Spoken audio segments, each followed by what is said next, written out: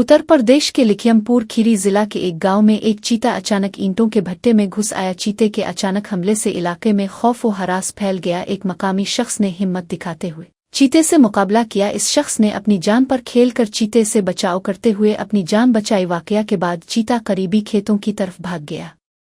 मकामी अफराद ने फौरी तौर पर महकमा जंगलात को इत्तला दी। महकमा जंगलात की टीम ने फौरी कार्रवाई करते हुए चीते को काबू में लिया। चीते को महफूज तरीके से पकड़कर जंगल मुंतकिल कर दिया गया। जख्मी शख्स को इब्तदाई तिब्बी इमदाद फराहम की गई। मकामी अफराद ने इसकी बहादुरी पर खराज तहसीन पेश किया।